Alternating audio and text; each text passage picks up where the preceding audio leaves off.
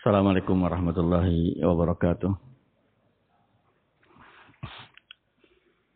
Alhamdulillah nahmaduhu wa nasta'inuhu wa nastaghfiruh. Wa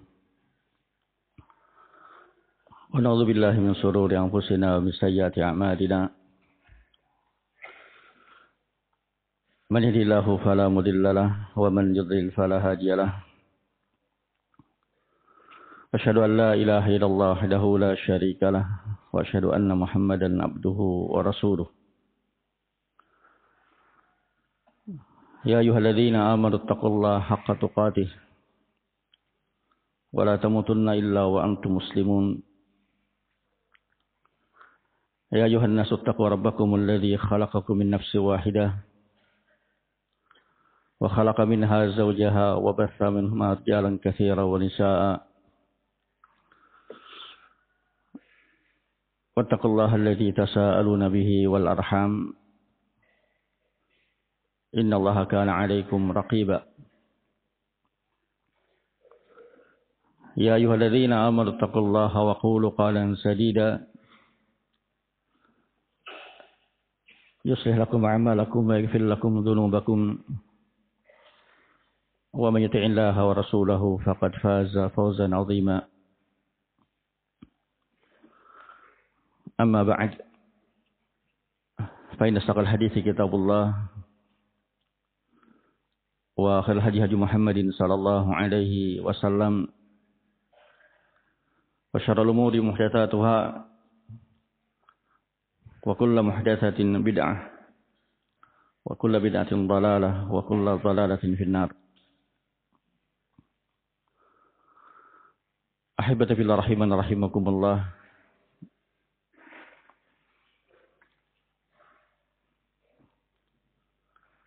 Alhamdulillah, saya bersyukur bisa berkunjung ke tempat ini. Sudah lama saya dengar dan ingin ke sini. Alhamdulillah, atas izin Allah Subhanahu wa taala. Wa min bab la yashkurullah man yashkurun nas.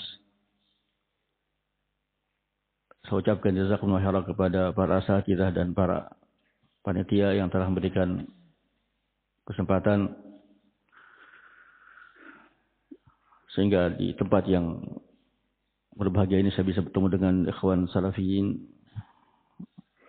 Ahlus Sunnah di pondok di Karangmakmur. Ikhwan rahiman rahimakumullah. Min bab at-tadhkir fadzakir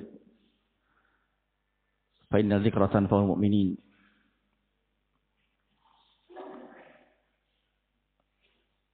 Ketika saya datang dan melihat, saya ingin mengingatkan ikhwanuna rahiman rahimakumullah untuk banyak bersyukur kepada Allah Subhanahu wa taala atas segala nikmat dari Allah Subhanahu wa taala kepada kita semua. Jadilah kita seperti yang dikatakan Syekh Muhammad bin Al-Wahhab rahimahullahu taala, memiliki sifat-sifat seorang yang mendapatkan sa'adah, yaitu ikhwan rahiman rahimakumullah, idza utiya syakara. Ketika diberi nikmat oleh Allah Subhanahu wa taala, bersyukur kepada Allah Subhanahu wa taala. Wa idza btuliya sabara. Ketika diberi ujian, bersabar. Wa idza adnaba istaghfara. Ketika tergelincir, terjatuh dalam dosa, kita segera beristighfar, minta ampun kepada Allah Subhanahu wa taala. Kata Syekh Muhammad bin Abdul Wahhab rahimahullahu taala, fa in haula'i tsalath. Karena sesungguhnya 3 perkara adalah unwanus sa'adah, tanda kebahagiaan. Diberi taufik ketika mendapat nikmat, bersyukur. Ketika mendapat ujian bersabar. Dan ketika tergelincir dalam dosa, segera minta ampun istighfar kepada Allah Subhanahu wa taala. Ahibatillah rahiman rahimakumullah, syukurullah ala ma antum alaih. Maka bersyukurlah kepada Allah Subhanahu wa taala, banyak-banyak bersyukur atas nikmat yang Allah berikan kepada antum di sini, ikhwan rahiman rahimakumullah. Nikmat mendapat satu sebab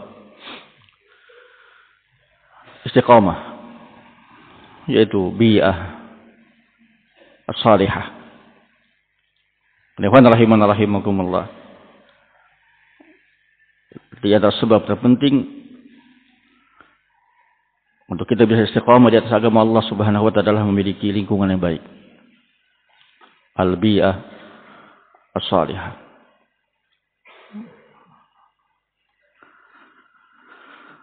Ikhwan rahiman rahimakumullah, memiliki ashab as-salihun, memiliki teman-teman yang saleh yang menghasil kita untuk senantiasa beribadah kepada Allah Subhanahu wa taala, taat kepada Allah Subhanahu wa taala, berta'awun ala birri wa taqwa. Karena memiliki ashab as-salihun juga adalah di antara sebab dan penting seorang mendapat istiqamah di atas agama Allah Subhanahu wa taala. Namun ikhwan rahimakumullah, sebagaimana dikatakan Ibnu Qayyim rahimahullahu taala, dan kita harus perlu mengingatnya. Kata Ibnu Qayyim rahimahullahu taala, tapi an-ni'am salah. Nikmat itu kata beliau rahimahullahu ta'ala 3. Ada nikmatun madat,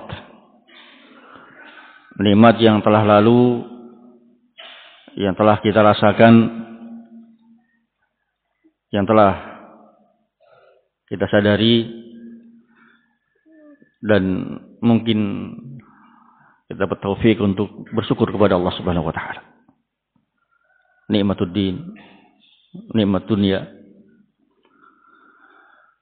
Ada yang kedua kata beliau rahimahullahu taala, nikmatun muntazarah, nikmatun marjuwah, nikmat yang kita tunggu-tunggu, nikmat yang kita harap-harap.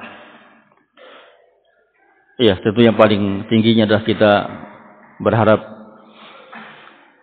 mendapatkan nikmat yang paling agung, yang paling besar, yang kata Ibnu Qayyim rahimahullahu taala, a'zam ni'ami ahli jannah, nikmat penduduk surga yang paling agung. Apa dek? Melihat wajah Allah Subhanahu wa taala. Iya, melihat Allah Subhanahu wa taala a'zam ni'ami ahli jannah. Nikmat tempat-tempat surga, dan bisa melihat Allah Subhanahu wa taala di surga. Ikhwan rahiman rahimakumullah, sebelum itu tentunya kita berharap mendapatkan nikmat husnul khatimah. Ya, di dunia ini kita diakhiri hidup dengan husnul khatimah. Nikmat muntazarah, nikmat yang kita tunggu-tunggu. Di antaranya kita ingin berharap mendapatkan anak-anak yang salihun, mendapat turunan-turunan yang mubarakin, yang barakah, yang salih dan salihah.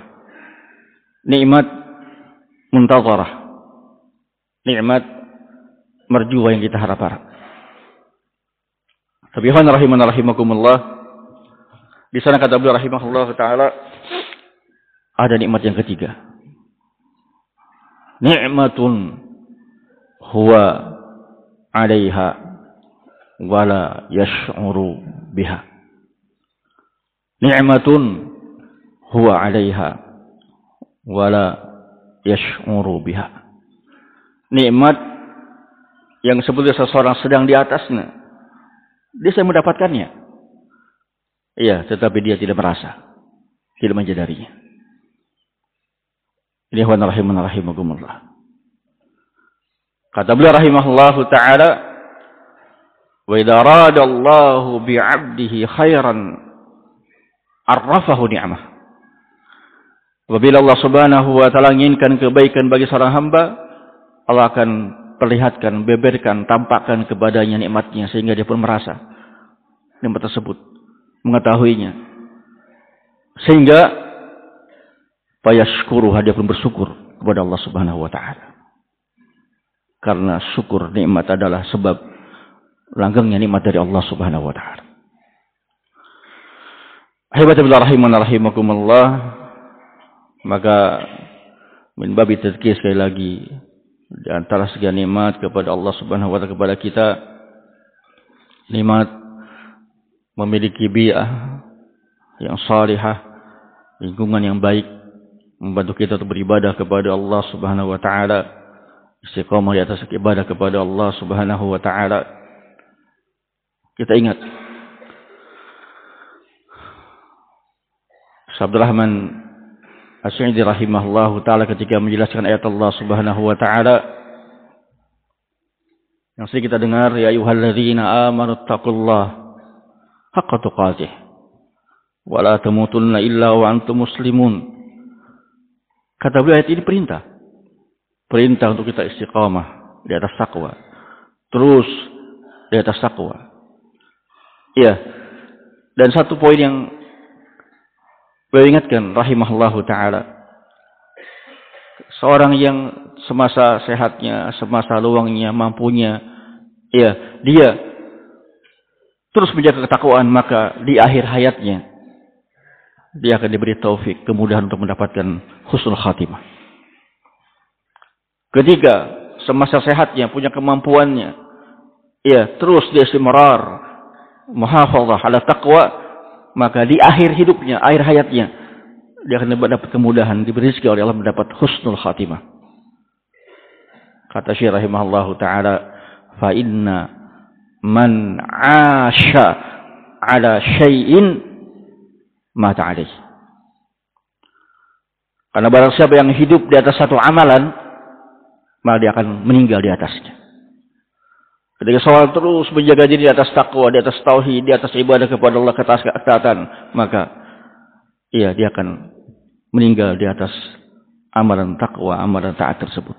Fa innahu man 'asha 'ala syai'in mata 'alaihi.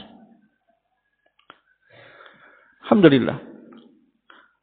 Dengan biaya yang salihah tadi kita dapatkan semangat beribadah. Iya, terjaga agama kita, ketaatan kita kepada Allah Subhanahu wa taala. Ditambah lagi al-ashabus salihun, teman-teman yang baik. Teman-teman yang baik, ikhwan rahimakumullah, yanfa'una fi hayatina wa mautina. Ketika hidup kita, iya, dan ketika meninggal kita. Ibnu Qudamah rahimahullahu taala, tadi ucapan Ibnu Qayyim saya nukil dari Al-Fawaid beliau. Ibnu Qudamah rahimahullahu taala di Mukhtasar Minhajul Qasidin ketika menerangkan apa sebab kita rahimakumullah bisa mengetahui kekurangan kita, ayub kita. Karena tadi sebagaimana kata Ibnu Qayyim dalam Al-Fawaid, beliau katakan, barang siapa yang Allah inginkan kebaikan, maka Allah akan tampakkan kepada dia nikmatnya, sehingga dia bisa menyadari nikmat Allah dan bersyukur.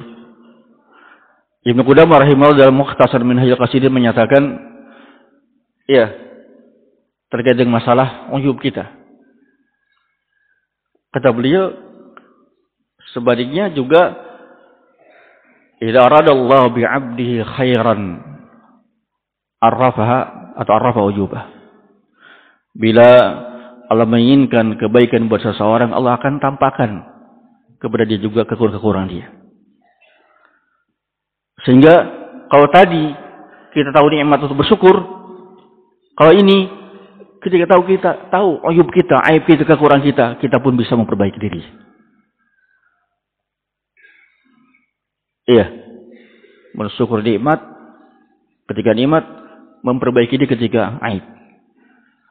Kita boleh sebutkan ya rahimakumullah, sebab di antara sebab Allah perlihatkan, tampakkan kepada kita uyub kita. Di antaranya itu di antara nikmat dari Allah kepada kita, kepada antum adalah memiliki seorang guru yang nasih, yang benar-benar menginginkan kebaikan untuk muridnya. Iya, yang senantiasa berupaya memberikan bimbingan, teguran kepada kita. Dan yang kedua yang boleh sebutkan adalah memiliki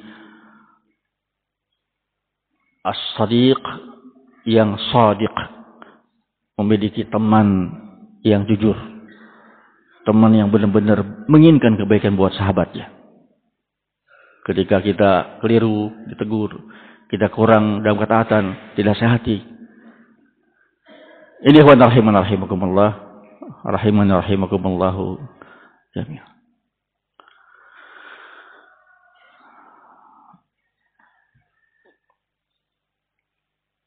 Di antaranya nanti pada hari ini insyaallah kita akan baca, sebetulnya saya akan ringkas sedikit dari penjelasan Syekh Muhammad bin Utsaimin rahimahullahu taala terkait dengan masalah syababuna, masalah anak-anak muda kita, ikhwan rahimakumullah. Ya, permasalahan anak muda permasalahan yang umum. Jangankan negeri muslimin, hatta negeri-negeri selain muslimin pun mempermasalahkannya.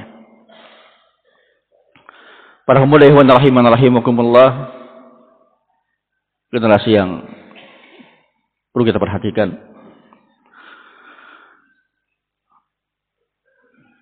Nabi kita Muhammad sallallahu alaihi wasallam di dalam beberapa hadisnya memberikan bimbingan kepada kita bagaimana perhatian beliau kepada mereka. Saya bacakan beberapa hadis rahimakumullah yang menunjukkan perhatian Rasul sallallahu alaihi wasallam kepada syabab. Di antaranya Nabi kita Muhammad sallallahu alaihi wasallam menghasung anak-anak muda untuk memiliki sifat yang dengannya dia akan mendapatkan nikmat dari Allah Subhanahu wa taala di akhirat nanti. Kata Rasul sallallahu alaihi wasallam dalam hadis yang masyhur, sab'atun, 7 golongan. Yudhilluhumullahu fi dhillihi. 7 golongan yang Allah akan berikan naungan kepada dia, kepada mereka. Yauma la dhilla illa dhilluh, di hari tidak ada naungan kecuali naungan dari Allah Subhanahu wa taala. Yang pertama adalah imamun adil. Imam yang adil. Wa syabun nasha'a fi ta'atillah. Yang kedua adalah pemuda yang tumbuh di atas ketaatan kepada Allah Subhanahu wa taala. Wa rajulun qalbuhu mu'allaqun bil masajid. Yang ketiga seorang laki-laki yang hatinya senantiasa terkait dengan masjid. Wa rajulani tahaba fillah tama alaihi wa tafarraqa alaihi. Yang berikutnya 2 orang yang saling cinta semata-mata fillah, berkumpulnya karena Allah, berpisahnya karena Allah Subhanahu wa taala. Wa rajulun da'athu imra'atun dzata mansabin wa jamal. Yang berikutnya seorang yang diajak oleh wanita yang memiliki kedudukan dan kecantikan untuk berzina. Tapi dia menolak dan berkata, faqala inni akhafullah. Wa rajulun tasaddaqa bi shadaqatin. Kemudian seorang yang bersedekah, fakhfaha, dia pun sembunyikan sedekahnya, hatta la ta'lama shimaluhu ma tunfiqu yaminuh, sehingga tangan kirinya tidak melihat tidak mengetahui apa yang diinfakkan tangan kanannya. Wa rajulun dzakarallaha khaliyan fafadat 'ainah, yang terakhir seorang yang berzikir kepada Allah Subhanahu wa taala dalam keadaan bersendirian sehingga menangis, mengalirkan air mata di dua matanya. Rawahul Bukhari wa Muslim. Ikhwan rahimakumullah. Yang pertama, kata Rasul sallallahu alaihi wasallam, di antara 7 orang yang akan mendapatkan naungan dari Allah di hari kiamat nanti adalah syabun, seorang pemuda, nasya'a fi ta'atillah subhanahu wa, yang tumbuh dalam ketaatan kepada Allah Subhanahu wa taala. Berkata Al-Hafidz rahimahullahu taala Fathul Bari, ini juga sebagai peingat buat kita semua para orang tua. Kata beliau rahimahullahu taala, khussa asyab, dikhususkan dalam hadis ini pemuda, tidak masuk pada orang tua, pemuda yang tumbuh di atas ketaatan kepada Allah Subhanahu wa taala. Kenapa demikian kata beliau rahimahullah? Likaunihi madhinnah ghalabati syahwah, karena usia muda itu adalah usia yang mungkin sangat dominan kepada dia syahwat. Inilah hakikat remaja, anak muda. Usia yang madhinnata ghalabati syahwah, syahwat dominan kepada dia. Iya. Sehingga kata beliau rahimahullahu taala, lima fihi min quwwatil ba'ith ala mutaba'atil hawa, karena ada pada dirinya faktor pendorong untuk mengikuti hawa nafsu, karena masih kuat badannya, masih segar, sehingga kemungkinan pendorong untuk dia berbuat maksiat dengan hawa nafsunya itu semakin besar. Sehingga usia remaja, ikhwan rahimahullah, kadang usia labil. Saya pernah bincang diskusi dengan adik, dengan ponakan, yang kata mereka, kalau istilah mereka generasi milenium dengan Gen Z, kata mereka. Antara mereka aja lihat. Iya. Bagaimana egonya masing-masing, bagaimana inginnya menang masing-masing. Ditambah lagi, subhanallah, di umum sana, selain memang ini, ghalabatus syahwah yang kuat pada anak muda, ditambah lagi yang rahimakumullah, figur masalah. Bukan lagi ustadznya, bukan lagi gurunya, tapi yang menjadi tolak ukur mereka, yang mereka ikuti dalam keseharian itu TikTok. Apa yang muncul di TikTok itulah yang mereka ikuti. Itu di antara fenomena sekarang di anak muda. Ikhwan rahimakumullah.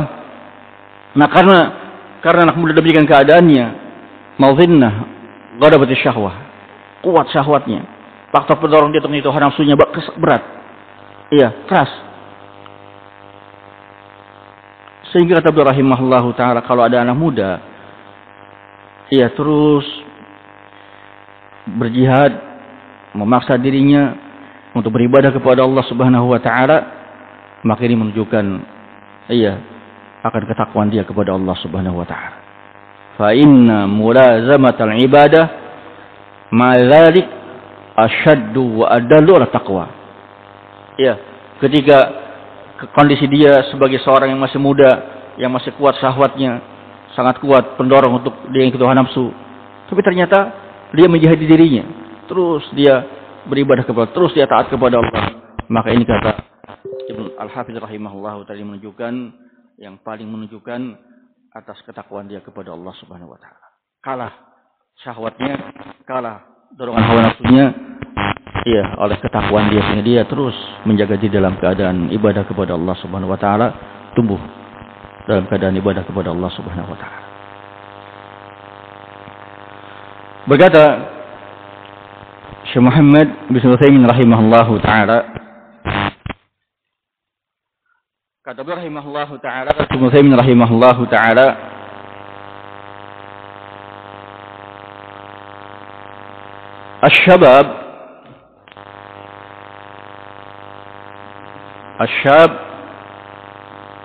syabab nasa fi ta'atillah, yakni kata beliau rahimahullah, yakni saghirus sin, anak yang masih muda usianya, kecil usianya, nasya fi ta'atillah, tapi dia tumbuh dalam ketaatan kepada Allah Subhanahu wa taala, wastamarra ala dzalik, dia terus menerus ibadah kepada Allah, taat kepada Allah Subhanahu wa taala di usia mudanya, usia kecilnya. Sama. Kenapa orang demikian, pemuda, anak muda yang terus tumbuh di atas ketaatan kepada Allah, dia dijanjikan dengan nikmat yang agung, mendapat naungan di hari kiamat nanti. Kata Syekh Muhammad bin Utsaimin rahimahullahu taala, ini rahimakumullah, sekaligus juga buat kita para orang tua, para muallim untuk mengingatnya. Kata beliau, wal ghalib, karena mayoritasnya anna syabab, namanya anak muda, yakunu lahum sabwatun wa mailun wa inhiraf, itu ada pada mereka kecondongan kepada hawa nafsu. Iya, kecondongan kepada penyimpangan, gampang tergoda, gampang terseret hawa nafsunya, sehingga dalam keadaan ada pada dirinya faktor penyebab tadi, ada kecondongan untuk berbuat hawa, mengikuti hawa nafsu, tapi dia terus, walakin idza kana hadha syab, tapi kalau pemuda ini ternyata nasya fi ta'atillah, terus menjaga dirinya tumbuh di atas ketaatan kepada Allah Subhanahu wa taala, walam yakun lahu mailun wal inhiraf, tidak ada pada dia penyimpangan, tidak ada dia kecondongan kepada syahwatnya, wastamara, dan dia terus menerus di atas ketaatan kepada Allah Subhanahu wa taala, iya, maka Allah pun akan membalas untuk dirinya, mendapatkan naungan dari Allah Subhanahu wa taala. Rahimakumullah, ini hadis yang pertama. Yang pertama adalah hasungan buat abna, buat para anak, untuk senantiasa kita jaga diri kita terus dalam talabul ilmi, terus beribadah kepada Allah Subhanahu wa taala. Dan yang kedua sebagai pengingat buat kita para orang tua, para muallimin, demikianlah anak muda. Anak muda memang madhinnah pada syahwat. Anak muda memang ada faktor pendorong mereka untuk ikut hawa nafsu. Ada mail untuk inhiraf, sehingga kita harus benar-benar menjaga mereka, mengawasi mereka, membina mereka. Ikhwan rahimakumullah. Yang kedua, yang terkait dengan hadis ini, saya ingin ingatkan di saya pribadi dan untuk semua, terkait dengan Imamun Adil. Syekh Muhammad bin Utsaimin rahimahullah seringkali mengingatkan dalam kitab-kitab beliau, yaitu beringatkan imamah itu ada dua. Ada yang amah, ya dalam artian imamul muslimin. Ada yang mukhtassah, muqayyadah. Kita pemimpin di rumah tangga kita, para orang tua, para suami. Kita pemimpin di madrasah kita. Bahkan Rasulullah rahimahullah wa di kelas itu ra'i, pemimpin di kelasnya, bertanggung jawab. Sayyidina rahimakumullah, yang saya ingatkan di satu risalah beliau, Syekh Muhammad bin Utsaimin rahimahullah taala mengingatkan satu poin di antara masalah ini. Ada satu sebab di antara sebab huquq al-aulad. Ada di antara sebab rahimakumullah durhakanya anak kepada orang tua. Ini masalah keadilan. Beliau sebutkan dalam risalah beliau,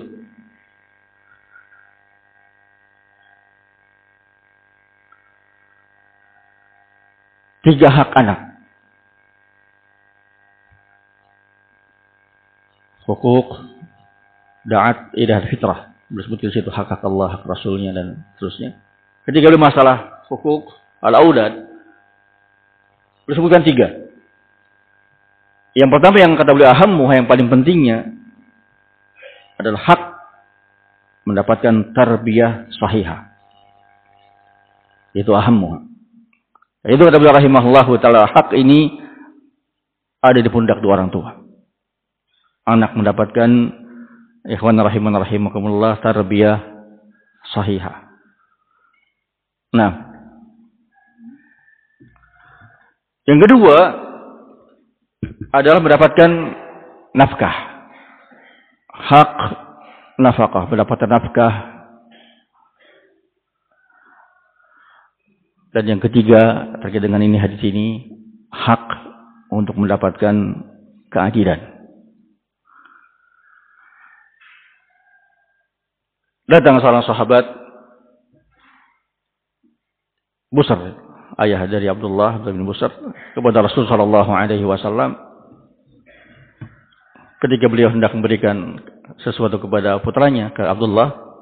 Beliau ingin istrinya mengetahuinya, istri tidak mau sampai beliau mempersaksikan di hadapan Rasulullah sallallahu alaihi wasallam.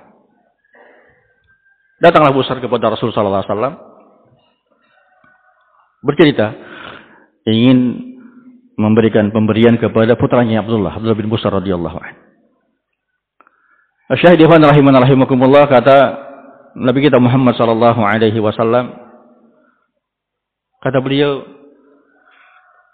apakah semua putramu?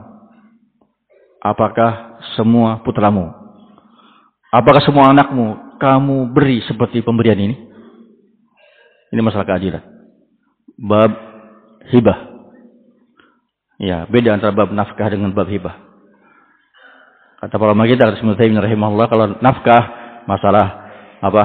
Makanan, pakaian, pendidikan, kesehatan, nikah, itu bab nafkah. Enggak perlu sama, sesuai kebutuhan.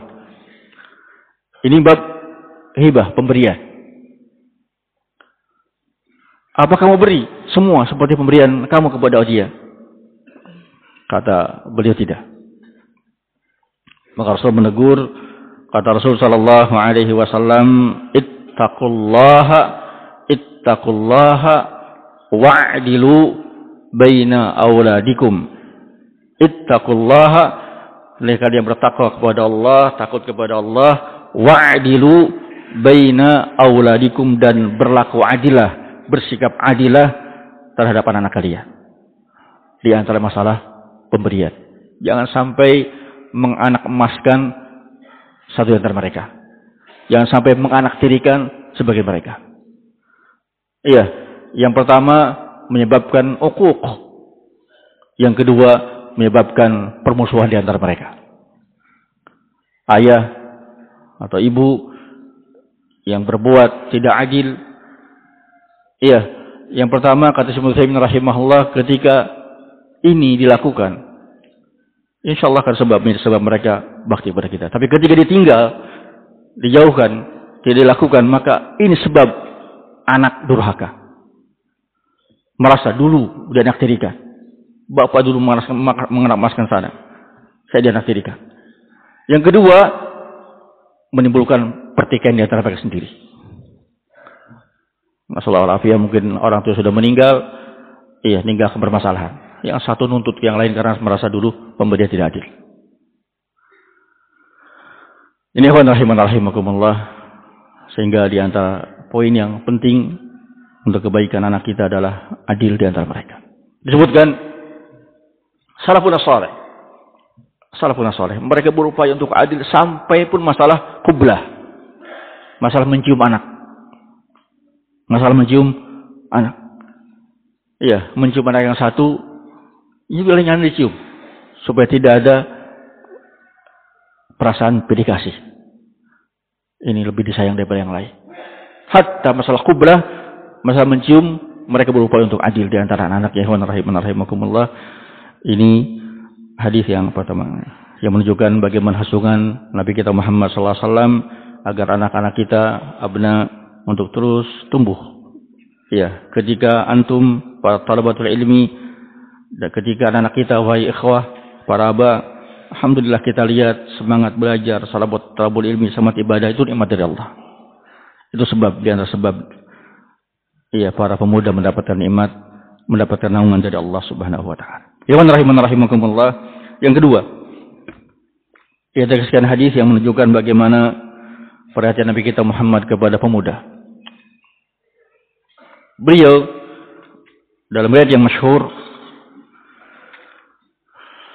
dikuatkan oleh Syekh Al-Albani rahimahullah Mahkamul Janaiz. Saya kira juga sering kita dengar hadisnya. Nabi Muhammad sallallahu alaihi wasallam dakhala an-nabiy sallallahu alaihi wasallam ala syabin wa huwa fi siyaqil maut. Nabi sallallahu alaihi wasallam masuk menemui, menjenguk seorang anak muda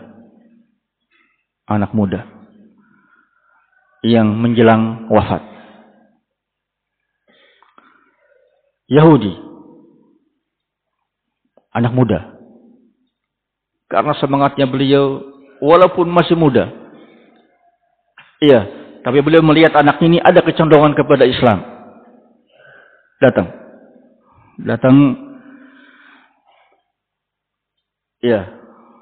Kemudian rahimakumullah, Nabi kita Muhammad sallallahu alaihi wasallam pun menyuruhnya masuk Islam dan anak tersebut masuk Islam. Dalam riwayat lain juga sama. Nabi Muhammad sallallahu alaihi wasallam masuk menemui seorang muda yang sedang menjelang wafat. Faqala, kata Rasul sallallahu alaihi wasallam, kaifa tajiduk? Yani bagaimana keadaan kamu? Apa yang kamu dapatkan, rasakan? Faqala, kata anak tadi, arjullah ya Rasulullah wa akhafu dhunubi. Aku berharap kepada Allah Subhanahu wa taala, mengharap rahmat Allah Subhanahu wa taala. Dan aku takut akan dosa-dosaku, jadi takut akan azab atas dosa yang pernah dilakukan. Ketika menjelang wafat, dia punya raja, berharap rahmat Allah. Dia punya khauf, takut akan dosa-dosanya. Qala Nabi sallallahu alaihi wasallam, maka Nabi menyatakan, kata Nabi Muhammad sallallahu alaihi wasallam, la yajtami'ani fi qalbi 'abdin bimithli hadzal mautin. Tidaklah dua sifat ini, yakni berharap rahmat Allah, takut azab Allah. Tidaklah dua sifat ini, berharap rahmat Allah, takut azab Allah, berkumpul ada di hati seorang hamba bimisli hadzal mautin, di saat seperti ini, saat menjelang wafat. Ketika menjelang wafatnya dia berharap rahmat Allah. Ketika menjelang wafatnya dia takut akan azab Allah. illa a'tahu Allahu ma yarjuh, kecuali pasti Allah akan berikan kepada dia apa yang diharapkan. Dia akan mendapat rahmat. Wa ammanahu mimma yakhafu, dan Allah akan amankan dia dari apa yang dia takutkan. Nah, ikhwan rahimana rahimakumullah, yang pertama tadi, ya, bagaimana Rasul Nabi kita Muhammad SAW bersemangat untuk kebaikan anak muda, walaupun masih muda. Ketika sakit dijenguk, ketika wafat berupaya menasihatinya, bahkan yang tadi menalkinnya, mengajak kepada Islam. Iya, inilah tuntunan Nabi kita Muhammad SAW, memiliki perhatian kepada syabab, kepada anak muda kita. Ikhwan rahimana rahimakumullah. Kata Ibnu Taimiyah rahimahullah, mereka sekarang muda. Iya, tapi nanti mereka akan menjadi rijal yang mengemban dakwah ini, mengemban amanah ini. Ikhwan rahimana rahimakumullah. Yang kedua, ikhwan rahimana rahimakumullah, sebagaimana kata para ulama kita, ar-raja wal khauf. Iya, berharap rahmat Allah, takut azab Allah, itu seperti bagi seorang mukmin itu seperti kal janahain titair, seperti dua sayap di burung. Seorang yang beriman, seorang mukmin, seorang muslim itu mesti dalam hidupnya punya dua ini. Senantiasa harus berharap rahmat Allah, takut azab Allah. Itu kata para ulama kita, kal janahain titair, seperti dua sayap burung. Harus dua-duanya ada. Iya, harus seimbang. Nah, lebih-lebih lagi ketika menjelang wafat. Karena kata Rasulullah SAW, kalau menjelang wafat kita demikian keadaannya, Allah akan berikan apa yang kita harapkan.